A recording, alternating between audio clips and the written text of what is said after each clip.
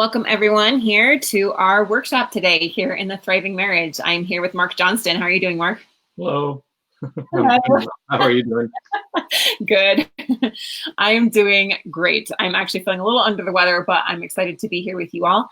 And we really wanted to offer something really powerful for you guys, doing a complete full workshop today. And as always, we want to make this a dialogue and not a monologue. So we're going to be checking the chat. We're going to be watching as you guys interact with us, as we give you some real actionable content here on how to increase communication with your spouse. So welcome. Let us know where you're joining from. I can see a couple people viewing us right now. So that's awesome. Glad to see you all. And then stick around for the end, because here at the end, we're going to be announcing the first winner of our $10,000 coaching giveaway. So that winner is going to be announced here live with us for those that have opted in to get on the giveaway list. You've already done that, so I have your names here, and then we will be picking a winner live. So when I announce the name, just go ahead and let us know that you're here. Let us know that that's you, and then we'll make sure that we set you up with your coaching giveaway right away. So that's super, super exciting. I always love it when we do this, and it's always really very valuable and really exciting. So, hey, good, awesome. I'm so excited about the giveaway. Yes, we are too. Hello, hello, awesome. All right, so we're gonna go into a communication toolbox. And we called this a toolbox because it's more than just like, okay, so imagine a toolbox, right? Say you have a specific problem. My husband was a mechanic, right?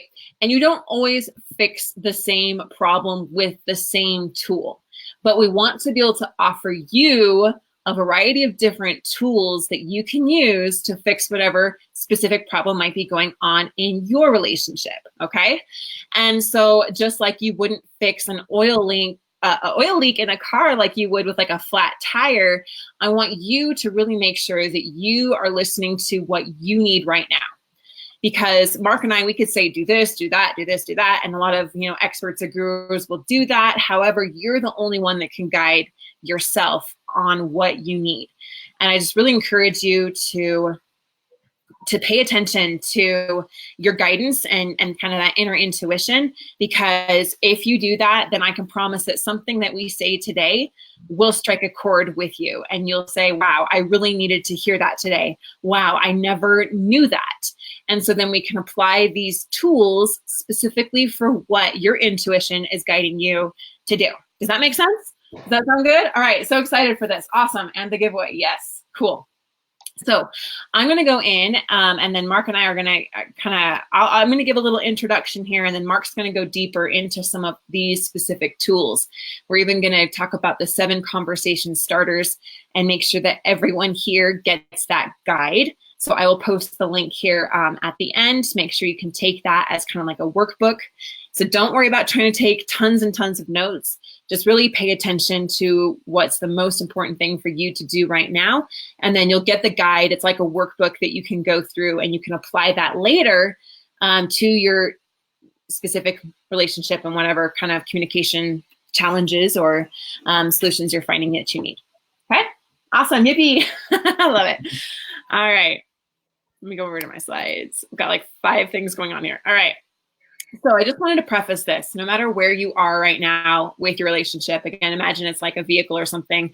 Maybe part of it is a little bit broken down, right? Maybe it's your engine. Maybe it's, I'm not even that mechanical. So your radiator. What else, Mark? You're going to put me on the spot. I'm not a mechanical person, but I can name off some car parts. It could be the alternator or the, some problem with the engine block, the spark plugs. I'm just going to name off parts. I get other people to fix the car. Yeah, me too. So imagine that we have these different, things might be coming up. So maybe you're not really talking right now. Maybe that's where your relationship is right now, that there's not a lot of communication even happening, right? Maybe they're closed off. Maybe you want to talk, but your spouse is really closed off. And, Mark and I, we really specialize in helping those in the divorce process, those that are looking to save their marriage, even if their spouse is checked out, right? And so that often happens where they're really closed off and they don't want to communicate. So even if they're resistant to talking about the marriage, or it's uncomfortable, it's tense, they're cold, even if you can only talk about surface level things. So we're going to give you some tools and some solutions on how to fix those situations. Now, I wanted to share with you this story of the negro. I don't even know. Mark, you know Spanish. Can you say this? The negro and the negro. If we're doing it with the proper pronunciation, it would be negro. You'd have a little bit of a roll, a little bit of a click with that R. Awesome. And then what's this one next one? The Solominos? Solominos rivers. All right. So does anyone have any understanding or history of these two rivers? Does anyone know where they are? Well, if you just read here, it's on the Amazon. I gave it away in the text. But the Negro and the Solominos rivers here, this is an aerial shot of these two rivers.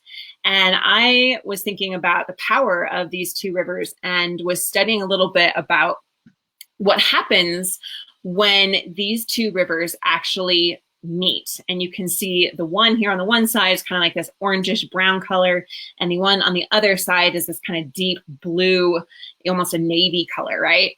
And so communication in marriage and our relationship is kind of like when these two powerful rivers meet. They each have a unique path. They each have unique characteristics. They each have unique chemical compounds, right? They pick up different sediments and different chemical compounds through their different journey. And then when they meet, what happens is it's like a chaotic turbulence. It's a major upheaval on a chemical level. And it's like, boom, it's this huge mixture. So it's kind of like our spouse and our spouse and us, when we are trying to communicate, sometimes it's like the forces of these two very different, very unique rivers merging. And what happens is that it is chaotic. It is turbulent. There's major upheaval that happens. You can see even just the two different, appearances of the water here are very, very different. But what happens, the results, is that it creates an even stronger and healthier river, which is our incredible Amazon. And the Amazon is so powerful that it pushes fresh water out miles into the ocean, which then deposits vital nutrients into the sea. So the Amazon is this incredible force.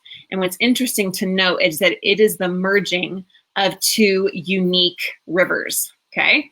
So comparing that to our relationships, right? We have our perspective. Our spouse has their perspective. And when we come together to try to communicate, sometimes there is an incredible amount of turmoil or upheaval or kind of disconnection that happens. But what we can do, and our goal here together, would be to become more like the Amazon and allow that merging of two different perspectives, of two different people with different characteristics, different unique strengths and weaknesses, so that together we can be stronger than on our own. Does that resonate with you? Does that make sense? So how can we do that? Let's break it down into just a few steps, and then we're going to go right into our toolbox. So the first thing would be to understand and embrace the turmoil. Instead of just saying like we should read each other's minds, or just like automatically, intuitively get each other. Just understand that there's going to be some turmoil. There's going to be some of that upheaval when our two forces and our two perspectives meet. I'm going to give an example of it. Just last night, my husband and I were talking about some of our financial goals. And here, even I remember T. Harv Eker, if any of you know him, he's from Secrets of the Millionaire Mind. He talks about we each have our own financial blueprint. It's like our conditioning around money. It's our conditioning and our thoughts and our feelings. And he really encourages couples to sit down and ask each other, what does money mean to you? For him, like money to him means security, it means freedom, it means growth. And to his wife, it meant fun and freedom and joy and pleasure right now. So for him, money is more of like a long-term thing. And then for her, it was more of a short-term reward. Like I get to get an ice cream cone now because I've been so good. So that's how she kind of viewed that. So this is a simple example. However, I faced this just with my husband last night. I'm more of the money is to be used as a tool to build greater wealth long term. And my husband's more like, I want to spend it and have my ice cream now. And so just even in that little simple example, we're talking about the same thing, right? Money is neutral. It's not really anything. It's just another tool that we have. And money itself doesn't have any perspective, but the perspective that my husband and I were bringing to it was creating a little bit of turbulence, a little bit of turmoil, because we have very different perspectives on that. And so when we come to communicate, understand, and actually embrace that we're coming from two very different perspectives, and that there's going to be a little bit of chaos in that process, but that process can actually make us stronger, or it can pull us apart. Okay. Heather, I just want to add in, I see this sort of thing a lot when working with people. And even like just some of the theories in, relationships, sometimes we get into this sort of situation where someone's like, for instance, a pursuer and the other person kind of avoids problems, or we get into other problems where someone's really outspoken and someone else is very quiet. And I mean, just like you and Ben have these moments, like me and my wife, Jen, for instance, especially with some bigger issues, my wife and I tend to shy away from some of that confrontation a little bit.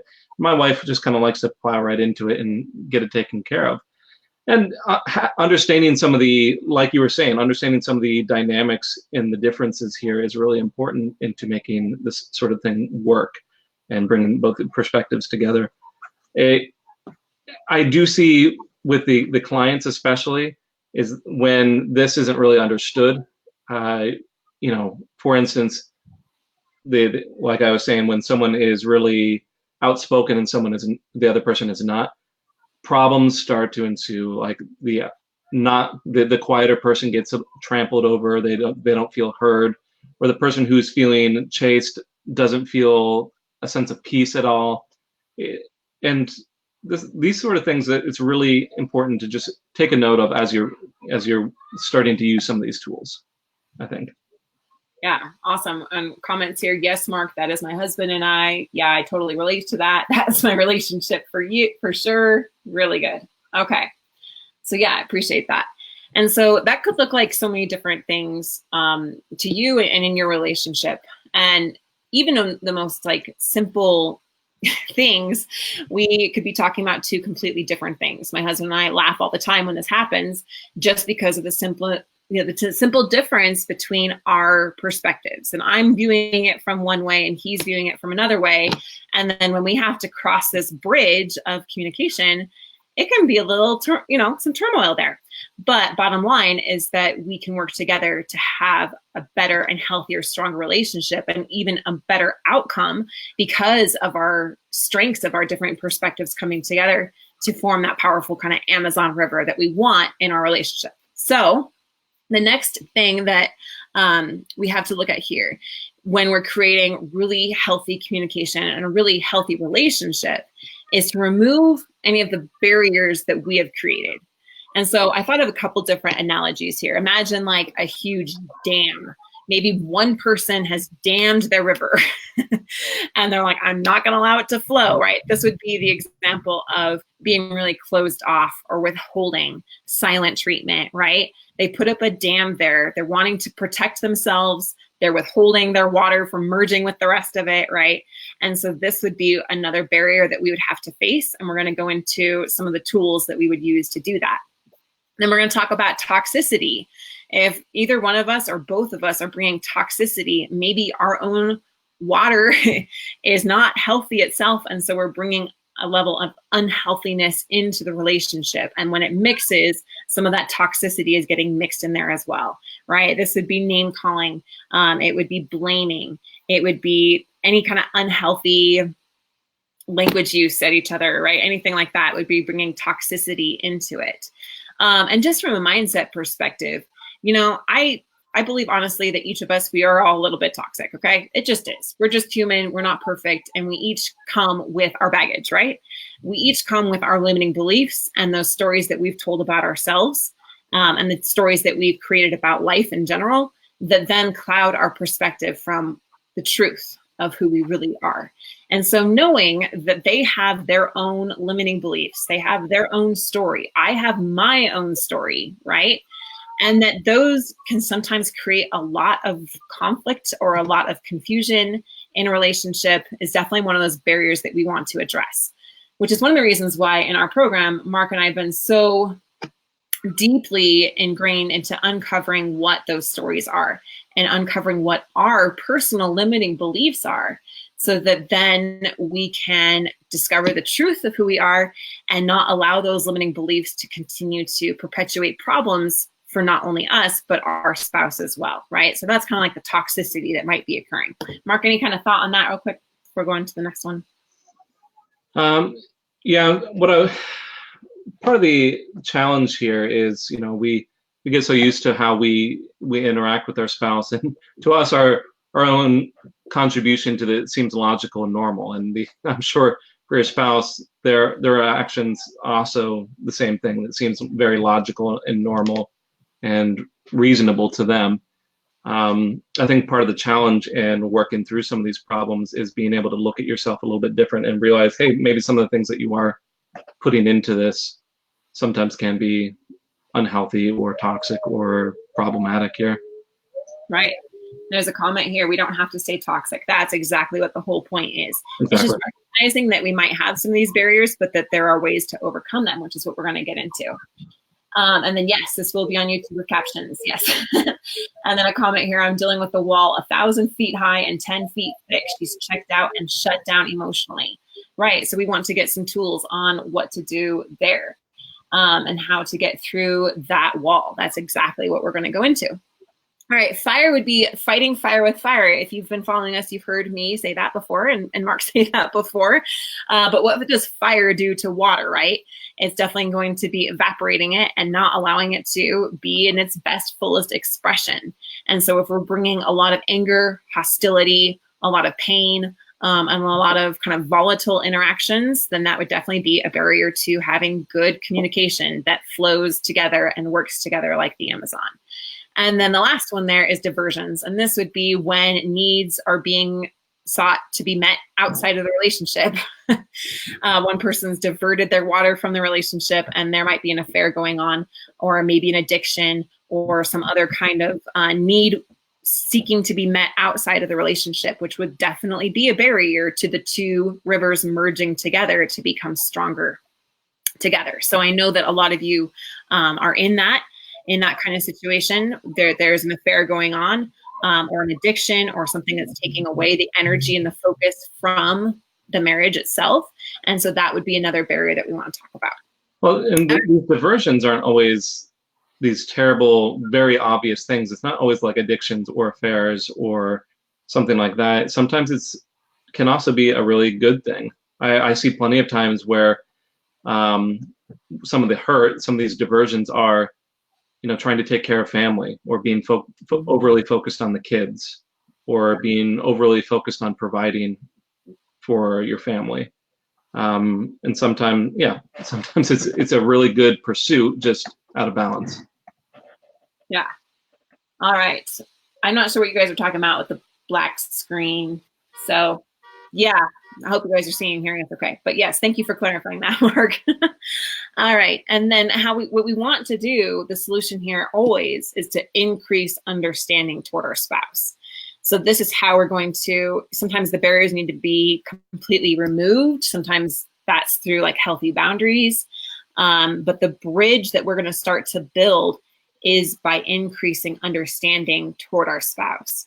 And a lot of that goes back to understanding and embracing the turmoil, that they have their own perspective. The way that they see the world is true to them, and that we can start to build that bridge and overcome that gap, right, as we increase our understanding toward our spouse. So let's dive in here. Let's get a little bit more into the meat and potatoes. We're going to go through our 7 proven conversation starters to help you start to improve, oh my goodness, communicate. Sorry for the typo there. Communication with your spouse. All right, so let's go right into this. All right, so Mark, I'm going to go ahead and go through this, and then I want you to share with them in this workshop here, going really deep into why these work and why communication starters at all. So yeah, why communication starters at all? And then we can go deeper into them. Okay, so what I've noticed is that, you know, when it gets to this point, especially if someone is talking about maybe leaving the relationship, or just when tension is really high, it's really hard to move past any of that. I've even seen situations in my life. This isn't just marriages. This is just in general. I can remember quite some time ago when this is not even a marriage relationship. This was a business relationship between my wife and someone else. And there's just a moment when my wife, who owned the business, and this other woman clashed. And after that, it was really hard for them to communicate. And so we want these conversation starters, because I recognize that these sort of things are probably happening within your own relationship. That tension has gotten really high, or maybe someone is really shut off because they just feel like it's not worth it anymore. And it becomes very uncomfortable to really talk about much of anything without it bringing up some of the, those feelings with the problems in your marriage. So these are meant here to try to get past some of that tension and dig in a little bit, just really try to cut through all of this. There's different reasons for each of these, and we'll go through each of them here. Awesome. Yeah. And I'm just going to share again with clients that we've talked to, as well as my good friend that's going through divorce right now with his wife, that sometimes it's just, I don't even know what to say. I don't know how to say it, right? And there's just that overwhelm that a lot of people express, that sometimes I end up saying the wrong thing, or I think I'm saying the right thing and it comes out wrong, or it just doesn't work. Doesn't matter what I say, doesn't matter what I do, nothing seems to be working. And so sometimes they shut down and end up doing nothing, or you just revert back to your old patterns. And so what we want to do is give some tools here, these 7 different tools that you can use. And again, check in to see which one resonates most with you, that it's going to help you with your specific relationship. And so we're going to go into this. So I've been having a problem with insert a feeling, such as feeling depressed. I'm feeling depressed. I'm feeling angry, feeling annoyed. Do you have any suggestions on what I could do? So Mark, this one specifically, I pull these sort of things from lots of different books, and I try to think about why something like this would work. And so this one in particular, I find is really helpful. It says it right here. It's especially helpful for female clients. And why is that? These are for female clients going to their husband. I find a lot of the time that the husbands, one of the big complaints is that nothing that they do is right. Nothing that they, even though they feel like they might be trying really hard, all their efforts are seen as worthless or unacceptable or even bad. And so this is something, it's about really, even on top of that, a lot of men, and this is, a bit of a stereotype because not all men are like this, obviously, but a lot of men aren't quite as comfortable talking about their feelings as many women are accustomed to. So this really gives a way to direct a discussion about feelings in such a way that it's a little bit more organized, it's a little bit more straightforward, a little bit more solution oriented, which is typically the stereotypical approach that many men use towards these problems. On top of this is asking men for some suggestions, some help, which very directly gives them a way to do something good, to be successful with parts of the relationship. Because what I've found is most of the men that I work with, even even with my female clients, their husbands, most of the time they want to do something good. They want to feel like what they're doing is okay, even if they are the ones that are leading the marriage. And so this is a good way to give them a way to have a victory here. Awesome. And I love that it's an I statement rather than a blaming statement, or you're making me feel this way, or because you did this now, there's no blame here. I just want to point that out. It's simply stating what you're going through, right? Which then opens that door. So then it goes into, it seems like you've been feeling, insert emotion, what's going on. Mm-hmm. So this here, this isn't going to, not all these are going to be directed towards men or women. I think this is just a generally good statement. As it says below, it demonstrates that you've been paying attention to them. And, a lot of people, when they are upset, when things are tense, when they are a bit uncomfortable, they don't want to be there. And we can often de-escalate a very angry person by offering either understanding or a way to get their problem solved. But this really, really demonstrates that you are paying attention to what's going on, that you are interested in hearing about their problems. Of course, none of these are guaranteed, but I'll do this all the time with my clients. If I'm noticing that they're looking a little bit uncomfortable, if I notice a little bit of a hesitation in their voice, I'll point that out and ask about it. And I'll tell you instantly, people open up to this. Now, I've been doing this sort of thing for years, but you know your spouse pretty well. And I'm guessing that you can pick up on the little nuances, the little changes in tone, the little changes in body language. And this is what you're really trying to notice here with statements like this. And, I can even, I'm even seeing from some of the comments, like Stephanie saying, oh yeah, it's in her husband's eyes. Wait, I think she's commenting on something else, but yeah. Even so, yeah, I'm sure each of you've probably been married long enough, you can probably notice something in their expressions, their tone, their body language. Maybe if it's just that they're quiet, they're not saying something. It's just about pointing that out. All right, and the next one is, I've been thinking a lot about what you said the other day. Let's do something about it. All right. Once again, this is another thing that really points out that you're paying attention to them. I find this can almost be better being brought up down the road, like this statement is, like the statement is trying to convey here, because part of what this communicates is that you've actually been giving what they say a lot of thought. It meant a lot to you, that you've been pondering it, that it was what they said was important to you. Now, you could certainly, bring this up in the moment, like they said, I'm feeling really angry here, and you could say something along the lines like,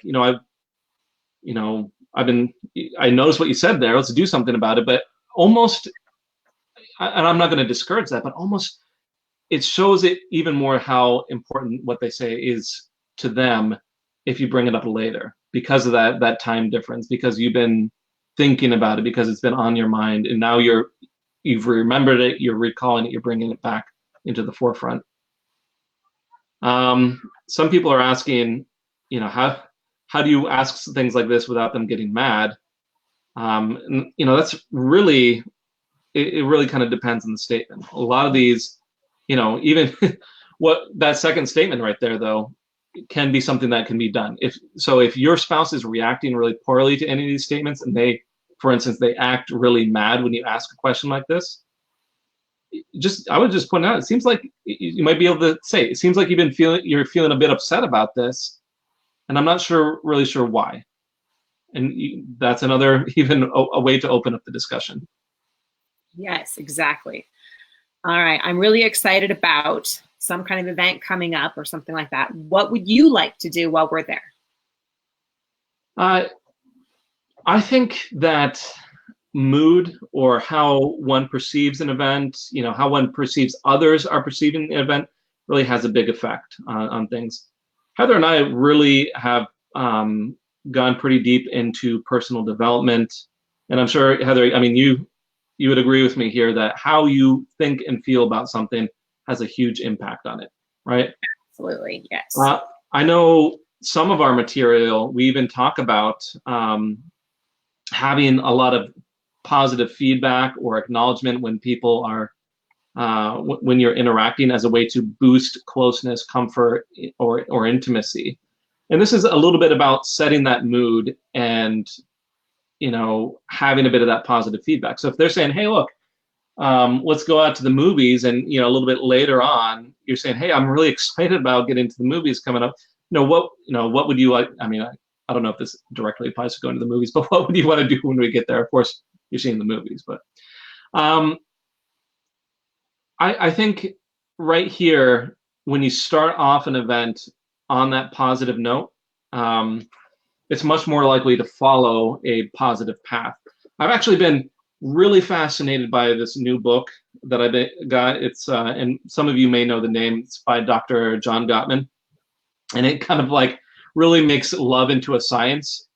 And he has like all sorts of graphs and charts and stuff on how this works. But one of the sections that really stood out to me, it had all these 3D charts and stuff, but the basic principle is like, hey, if you start off a conversation positive, it's much more likely to be positive. It's much more likely to get, settle into a positive spot. And that's what this is about. It's opening up a discussion about an event that's much more likely to go to a positive place. Awesome. Now, before we go any further, I am seeing a really, really good question. So I'm going to highlight it here. My wife is very smart and would see these questions as canned and inauthentic. And we also have another one. My wife is also very smart, but she assumes everything I say and do is inauthentic. Yes, so we never want to encourage anyone to do something that's inauthentic, incongruent, out of character, or feel like you're just a puppeteer, right? These are not scripts. These are ideas. So, Mark, how do we address that these questions might seem canned or inauthentic? Is that there's even a comment in there. Stephanie was saying, put it into your own words, and certainly a lot of things that I will tell people, it is going to sound very cold or clinical because I'm trying to put out a generic statement. But we can break down a lot of these things. That's why I'm putting in like some blanks here. It's just, it's really hard to have an authentic sounding statement when I'm trying to teach a principle. So absolutely use your own words here. Use your smarts that you have, and come up with a way to make this sound better. Now, if I had to give a recommendation, and how to make this feel or sound more authentic, is you should actually be interested in this statement itself. So if you're going to say, I'm really excited about blank, you should actually take some time before talking to your spouse and actually make sure that you are actually feeling excited. You should actually be interested in why they're having that feeling. You should be very interested in that statement that they said the other day. Otherwise, I will guarantee you, even if you say the words, if you're not really feeling it, if you're not really that interested or excited yourself, it will come through. Your spouse knows you.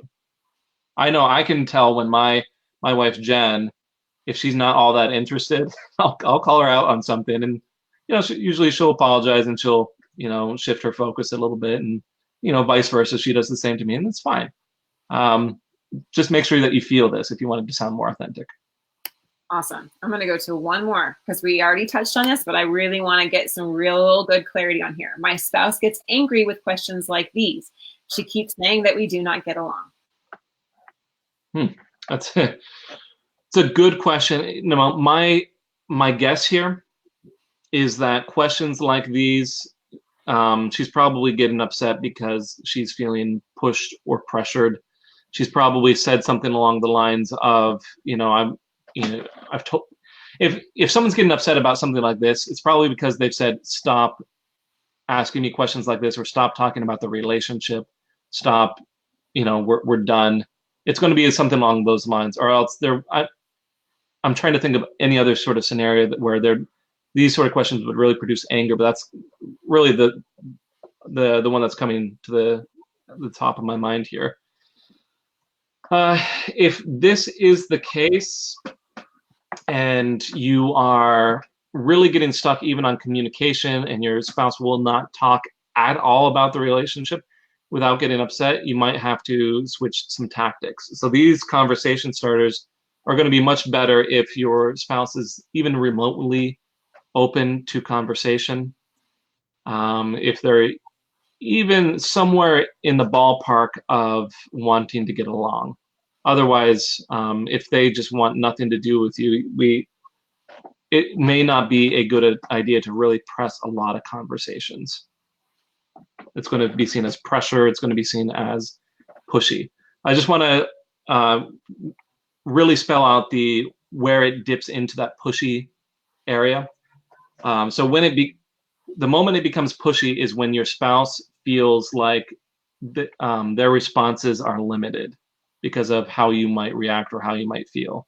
So if you're pushing into this because you really want to find out this information and they're really not wanting to give you that information, just asking the question can be a little bit pushy. They feel a little bit limited. They feel like maybe you're going to get upset, you're going to be sad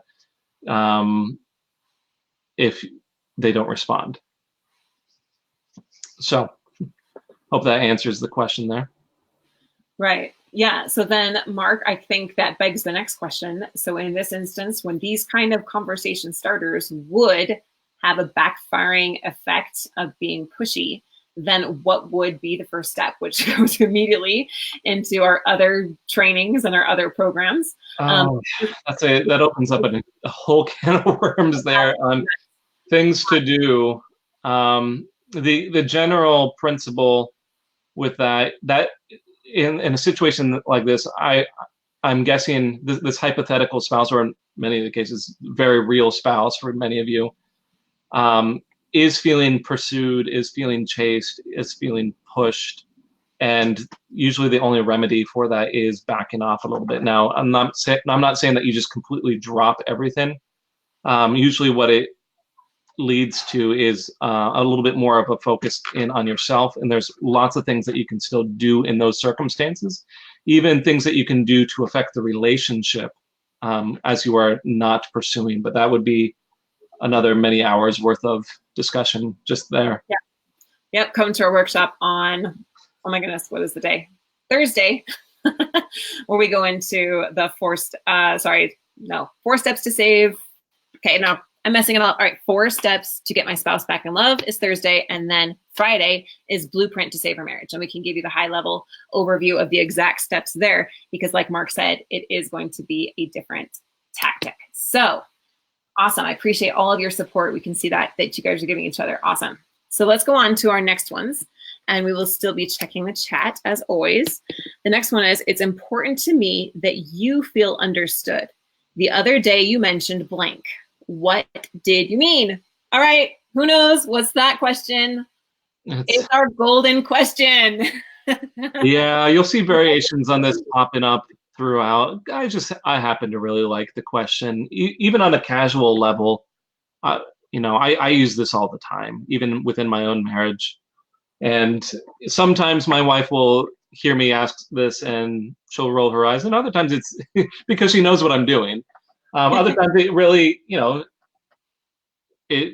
she actually knows what I'm doing and appreciates it. I mean, she always appreciates it, because what this kind of question does is, like some of the other questions, it demonstrates that you are interested in how they feel. It demonstrates interest in something, and it invites them to go deeper. I'll even do this with friends. Someone might, I had a friend over the other day, and this is a friend of my wife and myself, and she was talking about how excited she was about, getting into a new place. And I said, what do you mean? Just little question like that. And she instantly, dove right into that subject and was telling us all about all these things. So the other part of this is it's just kind of a mixing up of some of the other statements that we had. It's a little bit about making sure that you are communicating your intention here. Saying it's important to me that you feel understood, or it's important to me that you feel heard. It's important to me that that you feel like I can listen to your opinion. Whatever you feel like is getting in the way, and that you're putting your intention out there. And a little bit more that, that some part of that statement from just a little bit ago. The other day you mentioned whatever here, communicating that you're listening, communicating that you care about what they're saying. Yeah. And remember that one of the things that we crave most emotionally is being understood. I mean, honestly, so many of us, we feel so isolated. We feel like we're the only one going through this. We're the only one experiencing this. We're the only one that has this depression. We're the only one that's ever experienced this level of anxiety. We're the only one that's experienced this heartbreak. We're the only one, we're the only one, we're the only one. And we crave being understood by someone. Remember when the feeling of like, I understand you, and you feel like someone really gets you. That feeling feels amazing because we don't feel alone anymore. We crave that from our spouse. We crave that from others. We just want them to get us. We just want them to understand us. And so when we give that gift to our spouse, that instantly creates connection. I'm noticing here, like Michael saying he needs to work on this. And even when he thinks he's listening, maybe his wife doesn't always feel like that. And here's the thing. Most of us, we never went through a class that says, these are good listening skills. This is what you should do when your husband or wife is talking. Oddly enough, I actually went through a class before getting married with my wife. It was, a marriage prep class. But, even that, I don't remember anything from that. And I think that in and of itself is probably unusual. Most people do not go through something like that. And so it doesn't really occur to people that you might need to learn some listening skills here or there. Yeah. All right. Next one, be direct. I've been noticing that oh my goodness, this is totally not written correctly. Okay. So let's just say it all over. Okay. I've noticed we've been having a hard time. Yeah, we had all sorts of things. I've been noticing that we seem to be having a hard time with blank. Have you noticed this too? I'd like to work with you to solve this problem. Yeah. Very. We're miscommunicating. What was that? Even now we're miscommunicating because we can't even write the sentence right. Yeah. Once this sentence right here, I mean, it does sound a bit robotic, even when we are saying it right. So it's basically, I've been noticing blank, that we've been having a hard time with blank. Have you noticed this? I'd like to work on solving this. If you just came right out and said this statement as is, it would sound very cold or mechanical. But basically, I really, really advocate bringing problems out into the open and just being a lot more direct. I talk with tons and tons of people who it seems like the situation could have been remedied years ago if they'd been a little bit more direct about what's going on. And people have a tendency to dance around problems because it's uncomfortable. It's uncomfortable to talk about problems directly. I see it almost a little bit like ripping off a Band-Aid, though. In some ways, it's, it might hurt right in the moment, but it's probably going to go better in the long run if we take that off at some point. You don't want to leave that old moldy Band-Aid on there to fester. That's a weird analogy, but I'm going to stick with it. All right. And here, I really appreciate, enjoyed, loved, insert your positive experience here. It just really helped me to feel this. I would like to do something like that again sometime. Would you be free? What would you like to do instead? Would you want to change it up at all? Yeah, so this is basically a conversation kit. Please don't say this word for word. Yeah. Like I mentioned earlier, one of the things that can really help people to grow closer together, feel a little bit more comfortable, to lower some tension, is to be a bit more positive and give that positive feedback. So, for instance, when you first start dating, I bet you don't come, you don't have that first date and then the next day call them up and said, our date was all right. It could have been better. I could go out again if you want, but I don't know, maybe only if it's something interesting. If you said something like that, you absolutely would not have a second date. The reason why or how the two of you probably fell in love and became closer was probably because of a lot of this positive feedback.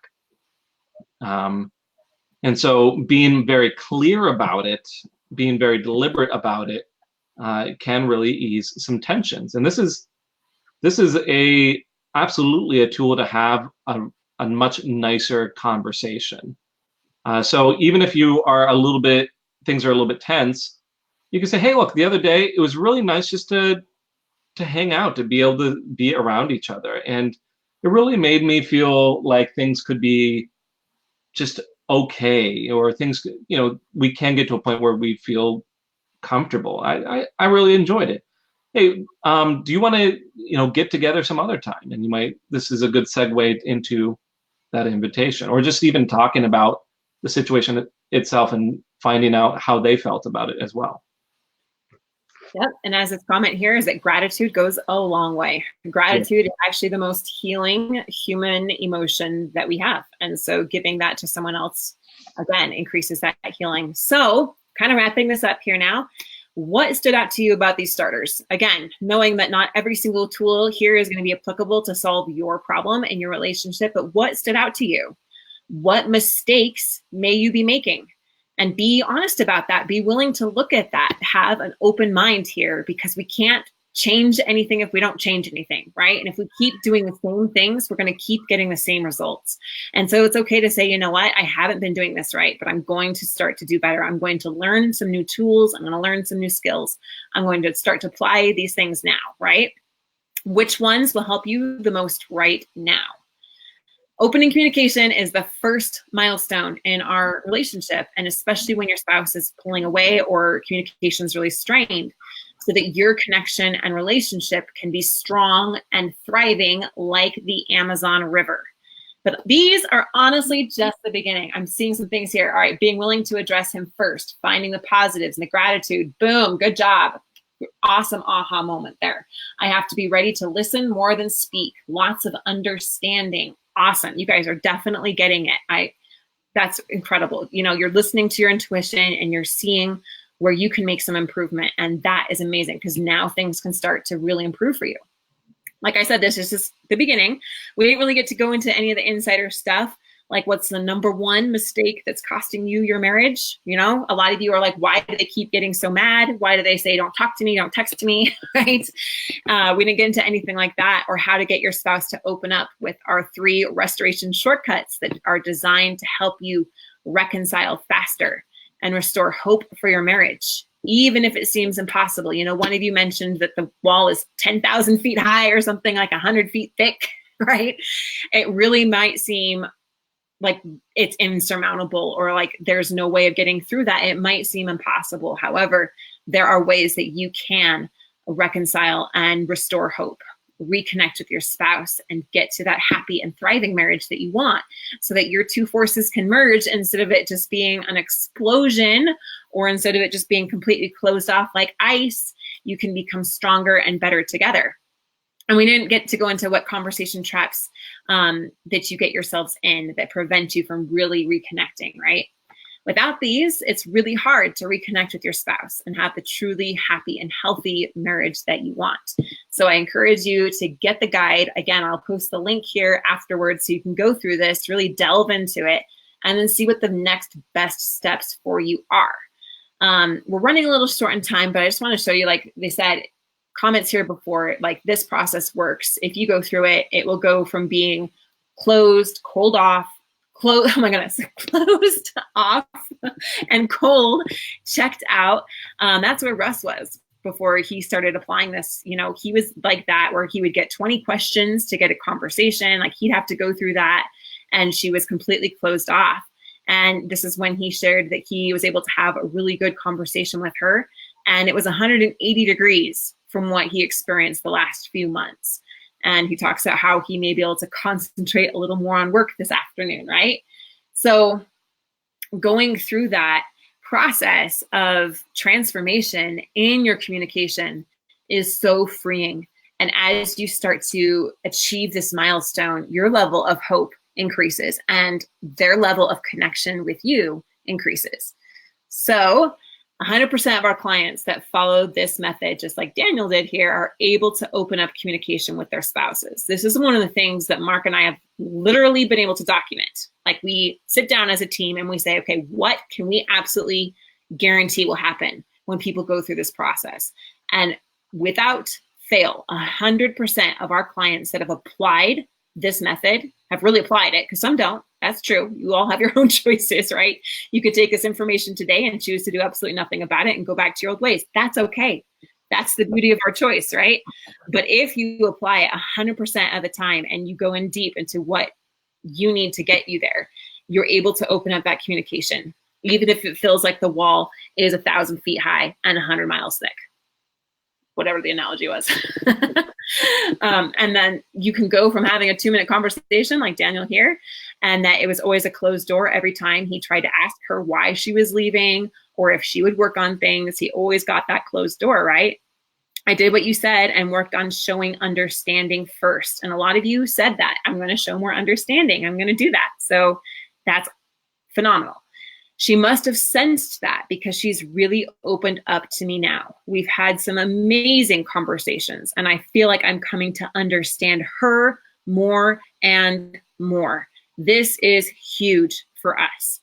Again, that understanding, it causes an energetic shift in us from when we go from trying to pursue them to a state of being relaxed. And I simply want to understand you. I want to know what things are like for you because I care about you. And they will sense that, and that will allow them to open up. So here we go into our giveaway, all right, for our Path Coaching Program. Oh, whoa, go back. Great. Friends. Okay. All right, so I'm going to go over here to my random name picker. I'm not going to be able to share a screen here, unfortunately, because I don't know how with all the technology, but I'm going to pick a random name for those that opted into our giveaway list. And hopefully you're on live. If you are, again, let me know that that is you, and you are going to win our first winner in our $10,000 coaching giveaway. So this is to what we're giving away today is our group coaching program, which is our 10-week intensive program. All right, Miranda Faulkner. Are you on here, Miranda? Let's see, I'm going to put your name in here. I'll give you to the end to say claim it. Miranda Faulkner. If you want to look at the chat, she is our winner today. So Miranda Faulkner, congratulations. So exciting. So congratulations to you again. We're going to keep watching out. But I just want to ask, I'm actually not going to go through all this, but does this sound like you, that you're doing everything that you can think of and your spouse is still pulling away? It's exhausting. It's hard. It's overwhelming. My marriage, my family, they are the most important thing to me, but I have no idea what to do, right? I'm afraid that we're too far gone.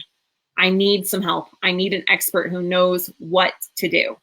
You know, I'm in the ICU unit. It's like my neck is bleeding and I need someone to come fix this fast, right?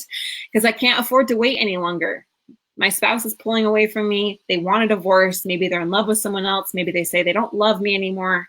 And we need to turn this around because the hourglass is flipped on its head and I'm running out of time. Yeah, congratulations, Miranda. Did she say yes? Is she on? I've been watching the chat. I haven't seen her name. Oh, no, that's how I feel. That's not Miranda. All right. Well, we'll keep watching and hopefully she can join us and claim the prize. If not, then we'll give away this one again on our next workshop. So do any of those thoughts sound familiar to you? You want to get your spouse back, have security in your marriage, and build a steady future for your family. You want to be like that healthy and strong Amazon River where the two forces merge and they become even better because of it. Doing it alone can be very overwhelming and effective. So we announced our winner. Oh, that was the slide. All right. So we already announced the winner. Congratulations, Miranda. So if that sounds familiar, then one-on-one coaching is a really powerful solution. And that's why we're doing these workshops and giving away this coaching and offering it to anyone who wants to take advantage of that so that you can communicate with your spouse. We can go in and diagnose exactly what the weakest areas of your communication might be, help you bridge that gap and do it quickly and solve problems in the right order. Our Path Marriage coaching program is different than therapy or any other self-help. It combines proven step-by-step phases, especially crucial that we solve those problems in order. It gives you action and accountability, giving you immediate feedback to know, what do I do next? What's my next step? What's my next step, so that you can get there. Miranda is on. Okay. Awesome. I'm glad. There we are. Okay, we do have you, Miranda. Awesome. Heather or I will contact you probably through Facebook here. Yeah, we'll private message you and get you all set up for your coaching. So we already picked the winner. Oh my goodness, I don't know why I duplicated the slides, but this is how the coaching program works. Miranda, just so you know, and anyone else who's like, yes, I need the solution and I need it quickly, you get that customized action plan. You get frequent one-on-one sessions with Mark and our coaches here to ensure that you have progress, and you have group coaching calls. We actually do 3 group coaching calls every single week. That may change, but right now we're doing 3, and that's where you get to learn from other people going through the program just like you, and you get so much more value learning from their experiences as well. It's been absolutely phenomenal for those that have gone through the program. So if that sounds like you, then we invite you to join us over at highthrivecoaching.com/apply, and you can book a free call with us. And you can see if this makes sense for you. You can see where the weak areas in your marriage are, and where your greatest leverage points are, so that you can get things going quickly in the right direction. So go ahead and apply over at highthrivecoaching.com/apply for a free call with us to see if coaching is a good fit for you. Awesome. I'm so excited for you. Good job, Miranda. All right. So we will see you on the inside, and we will see you on Thursday for our next live workshop as we go into 4 steps to get my spouse back in love with us. Again, I will post the link here for the 7 Conversation Starters Guide, the workbook that I encourage everyone to get and go through in detail. And as always, Mark and I appreciate you, and we truly hope that your marriage thrives. We look forward to seeing your marriage thrive. So thanks, Mark, and we'll talk to you guys soon. See ya.